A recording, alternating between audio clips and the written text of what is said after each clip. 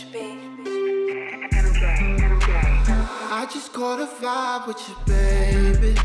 Can't wait till I'm inside of you, baby. Waking up inside of you, baby.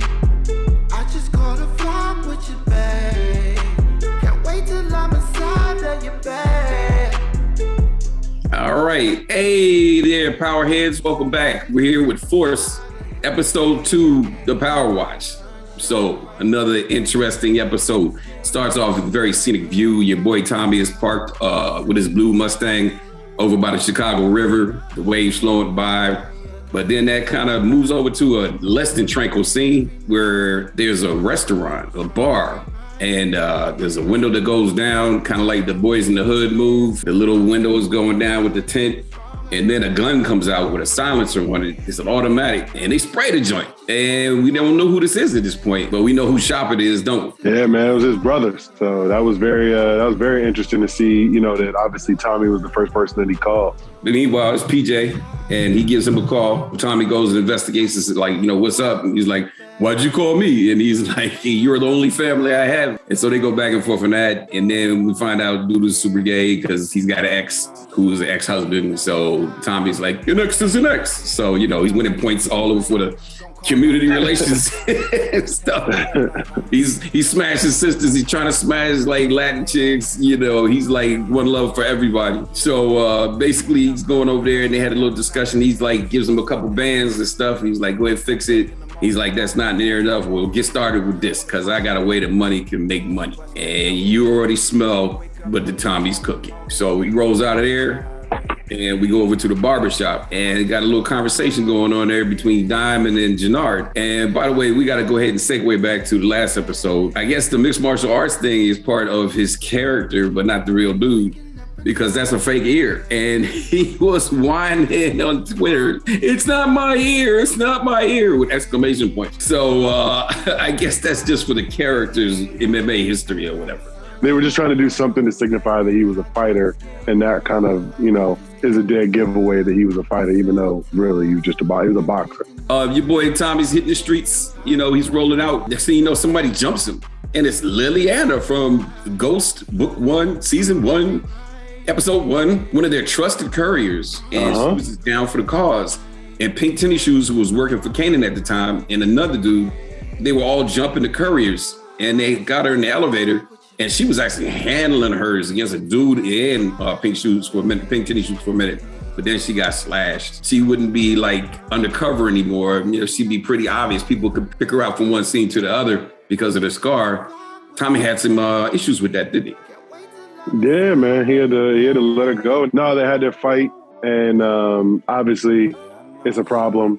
And Tommy thinks that she tracked him down and that, this is all a play because she came at him. Yeah, she came at him. And, she's like, how'd you find out about me? And he's like, how'd you find out about me?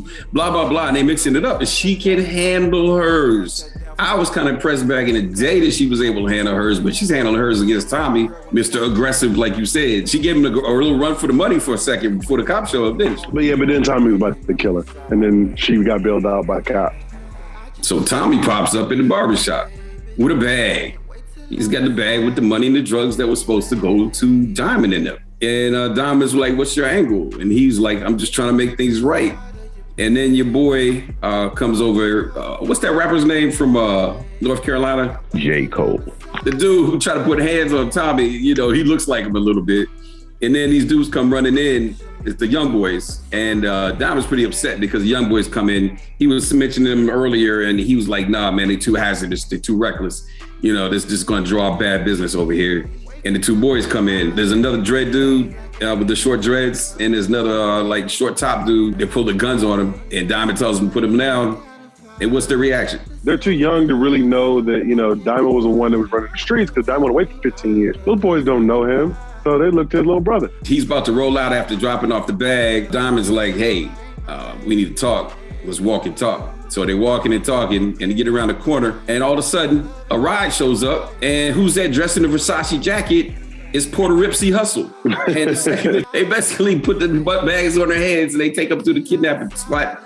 And they're telling them, they're going to work for Rojas and all this. And then, they're putting the muscle on Diamond because Diamond paralyzed the leader, Rojas, who's the leader of the gang, in the jail. Yeah. And that's the guy who was saying, just let him be a little comfortable first before we get him on the outside. And next thing you know, they're like, well, we're going to have to take care of this dude over here because he knows what we look like. That Too Much Mouth said that. And Tommy's like, you took the bags off our heads. That's kidnapping 101. If you think about it, that goes all the way back to the original Power in the beginning when Tommy and Ghost kept the bag over the head of the guy that they had kidnapped and beaten up in the loading dock at Truth, but people heard their voices and could attest to their voices being there. But if you remember, they never took the bag off of his head. It's the bag in the head series. It's like the Super Bowl of bags in the head. So if you remember when Lobos kidnapped Ghost and Tommy, he had the bags on the head. They were just way too hyped up, way too aggressive. Had no clue what they were doing. You know what I mean? It was just, they were just wildly aggressive. The spot is hot. All of Chicago is just buzzing with cops. They got the ghetto birds in the air. Everybody is like, trying to trap everybody they can and whatnot. And that's why Rojas and them need Tommy and Diamond, because they're like, you're gonna pick up make our drops for us and pick up the money, because it's too much heat for us to go out. And then they make it more interesting. They go ahead and kidnap Jannar for more, insurance and bust him up a little bit, because nobody likes guns to the face. And it's another comedy moment with Tommy, because he's like, man, what's up with all these enemies? Because I ain't got no enemies. Well, I got one. Oh, okay, maybe two. I guess I got three. and he literally just got it. But what I was about to say is that I think it's so crazy to think that you're pistol whipping Diamond. Tommy headbutts him and breaks his nose. You don't even hit Tommy. It's kind of one of those like, okay, we got it. It's a powerism is what I'll call it, right? Because in real life, Tommy's getting pistol whipped. That's what's gonna happen. Yeah, that was a slip right there. It was. But Tommy got to stay pretty. I'm about to say, you can't have Tommy walking around with a bust up face. Yeah. Yeah. So they running around, man. And the wild part is they're like, it's almost a comedic type of deal, but it's also like a super multicultural type universe when they go and then they making these drops and whatnot. Because first they stop off at the chop shop. This lady's running it. Mrs. Soto. And she's like, we need to go ahead and see the product. And he was smart. He rolled up in there without the product just to go ahead and get the lay of the land. And he told him where to get it. And then he's like, I got a 69 Mustang. And she's like, who cares? But he's in there a little bit. He makes that little comment. So by the time they get ready to roll out, she's like, you're a free agent? How do I reach you? And he's like, don't worry, I'm gonna reach you. Mm-hmm. So he's got his eyes out. He's clocking it. Diamond notices that later. So then they go to the next spot and they go to the Hasidic Jews joint. So here we are. We got Latinos, Hasidic Jews, and it's like everybody thinks that certain ethnicities and certain races and things like that, they not really are put out there like they're really involved in all the dirt too. But everybody's involved with the dirt. Everybody, yeah, all races, yeah. So I kind of like how realistic that was. And I forget what the name of that movie was with, what's your boy, Happy Gilmore, Adam Sandler. What was the name of that movie? Uncut Gems. There you go. Moving forward from there, man, they move over to the third spot. Well, at least Tommy rolls into this spot. And your boy Diamond is facing a little bit of adversity outside while he's in the spot. But this is more mad comedy because he rolls up in a homeless joint, which is basically the Enterprise from New Jack City, where everybody's beaming up. And your boy Arnott is the Asian dude. It's like, here we go. Everybody gets some. He immediately, instead of testing the product, he bumps it. He's like, he nods out. And it's like, what the hell? But Tommy finds all these knots in his pocket.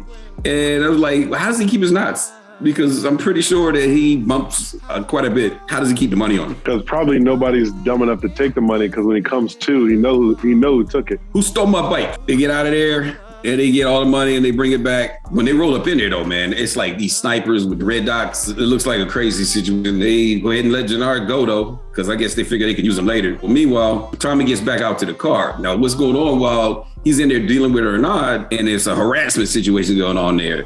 And D is on the border getting shot but he is following the book.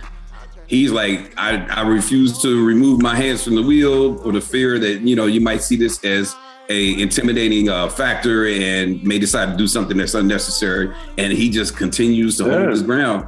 And he's about to get shot because old boy pulled his gun out and everything, but it's going to look bad for him if he does it, because he's going to be shooting an unarmed man with his hands on the wheel. And so Tommy gets out and he's like, what's the problem, officer? And he's like, this you, bro? It's like automatically, bro, okay? All down. Everything's all down. Yeah, it was crazy. Yeah, so, he was like, let me check your license and registration. And at this point, I was like, uh-oh. I know, I was worried. I was like, something might come up. He's like, my joint's clean. Now, are you ready? Do you think Tariq gave him passports and IDs and shit like that? I don't know. Because do you know what those passports and IDs and all the stuff that he needed to have a new identity is? You know where they were? Inside the blue Mustang. But the registration of the vehicle would have still shown back up to Tommy though. No, it would show up to the new identity. It's all forged. Guess who did it? Jamie St. Patrick. That's the only possibility. Your boy Tariq has no underworld connections other than the Tejadas. You know what I'm saying? Yeah. I don't know. I mean, how they got together and faked the car explosion and all that. But regardless of how it happened, they had to have some type of mastermind involvement with that. And the only person with them type of connections is Ghost. So he diffuses the situation and dudes talk about, barbecue. And he's like, Tommy's like, fat chance. And then he's like, what are you doing up here in Chicago? And he's like, I heard about your pizza. And it's all lies. He was just fucking with the dude. There you go. That was some crazy stuff, man. Yeah, it was hilarious. He gets his money, he gets his roll. And where does he take his money? Right back to his brother. Good old bro. And then so bro takes him somewhere, they meet somewhere, and it's the place of the plastic slipcover sofas where grandma just plastic up everything. And the fruit roll-up sweaty asses coming up off the fruit roll-ups. Just bringing back memories. And then he whips out the VHS and it's got a picture of Kate and Tommy as a kid. And then meanwhile, your boy PJ goes off a little bit because he got left by Kate. He's like, what kind of woman would leave her own son? And then he was like, because I would never do that. I had my son, for 2 years. And then when I came out, the baby's mom, which that can kind of get somebody a little outraged. Baby's mom was like, just took him out of there. And I haven't seen him in 14 years. So meanwhile, they're bonding some more and whatnot. It's all good, all crazy. Your boy Tommy steps out of there and he goes over to the bar. He's going ahead and holler at Gloria at the bar. He lets her know that it's a drop. And like you were saying before, it's what? Oh, yeah, it's a front. I mean, but we know that, though. Astute observation. And you can pull that out the last episode, man. So, there's definitely that going on there. Your boy Vic is stalking. What they used to call it back in the day, I don't know if you had it in your neighborhood, but they called it tree boxing in my neighborhood. At the time in which I was growing up, we just straight up called it stalking. He's standing outside stalking. I'm sorry. I like tree boxing better because it has to give it some thought. It's a little crazy. I give you that. So he's automatically got the Haiti hots out for him and whatnot. And your boy is like, Tommy's like rolling around.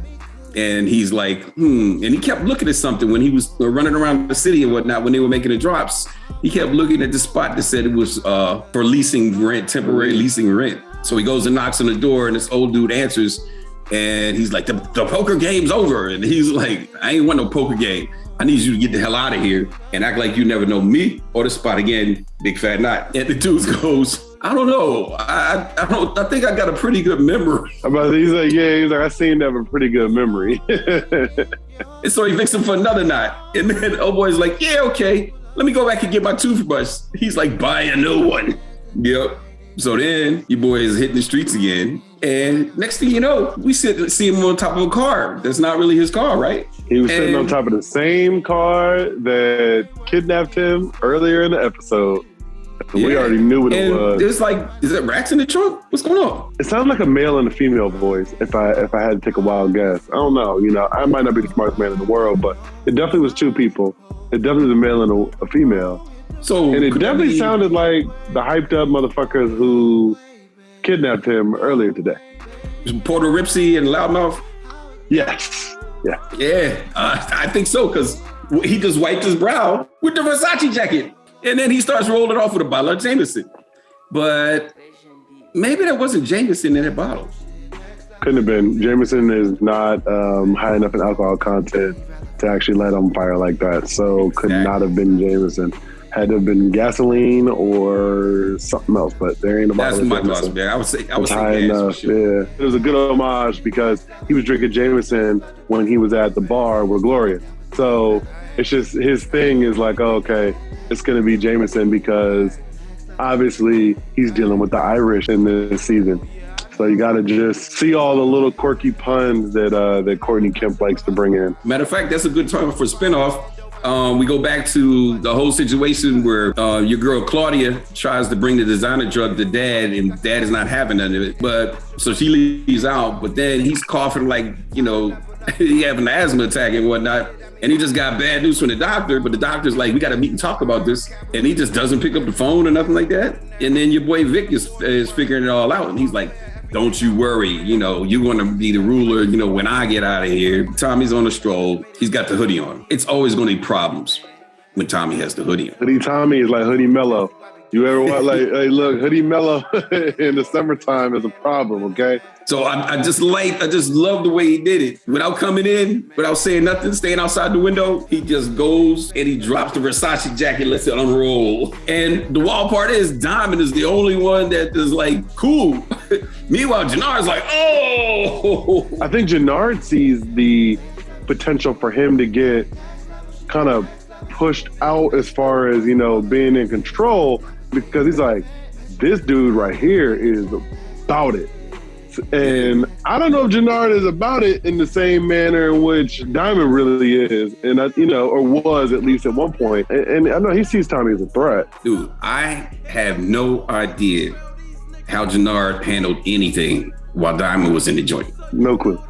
I'm totally clueless. It doesn't make any sense to me. So speaking of the dudes who were at the barbershop earlier, though, this D-Mac. And D-Mac's going, he's hiding out in the back between the projects, kind of like when we were on a run for the Big Brothers, scrolling. And then he goes and he digs a box up, kind of like we used to do.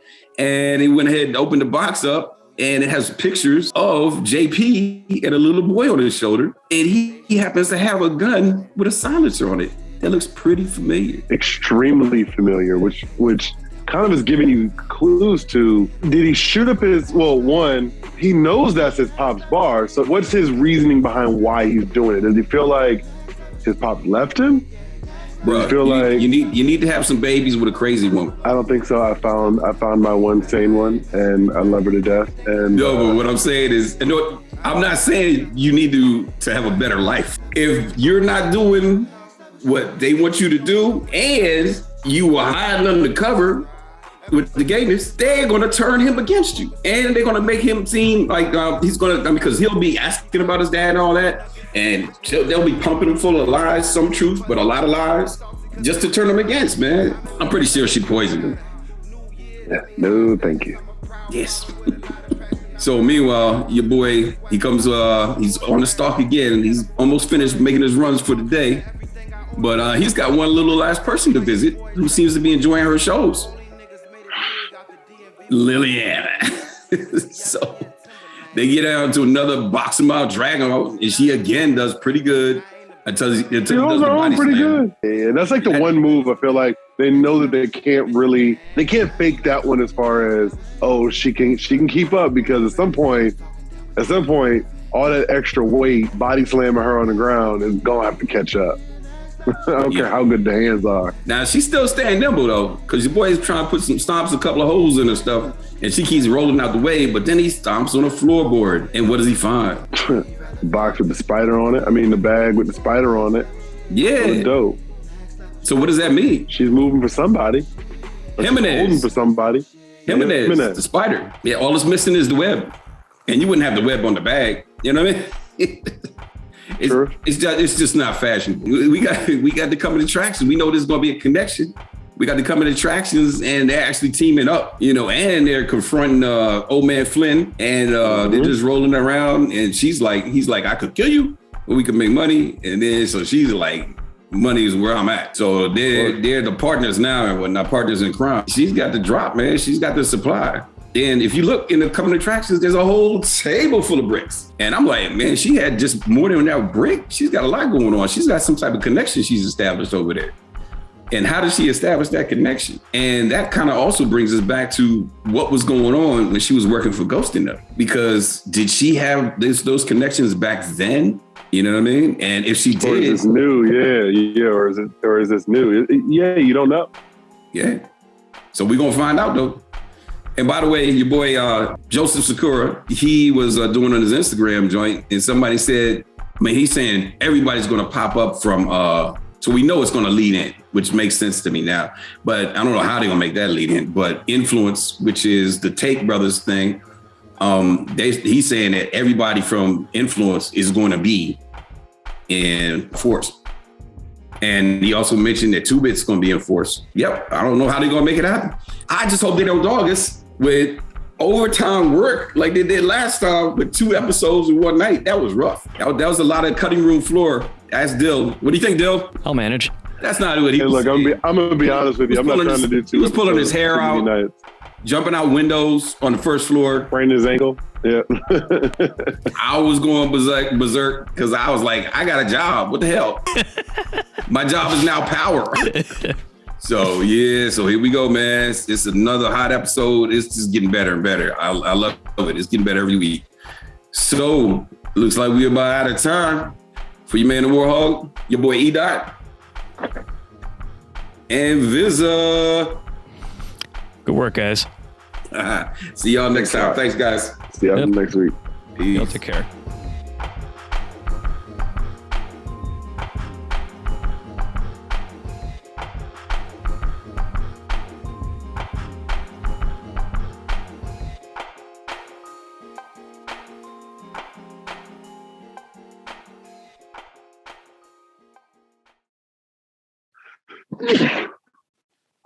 God dang. How many times you get immunized, man? I'm not Aaron Rodgers. It's back again. I got my booster yesterday. Back to the quarantine. I think we all fucking forgot that people sneezed and coughed pre-COVID, and it didn't mean they had COVID. I think we all kind of forgot about that one. A likely story. Nobody buys that. That's the banana in the tailpipe. I already had COVID, and I've gotten vaccinated and all that, so dude, I got vaccinated. I had it for 5 days, and I still have vertigo from that joint. That's crazy. It's crazy.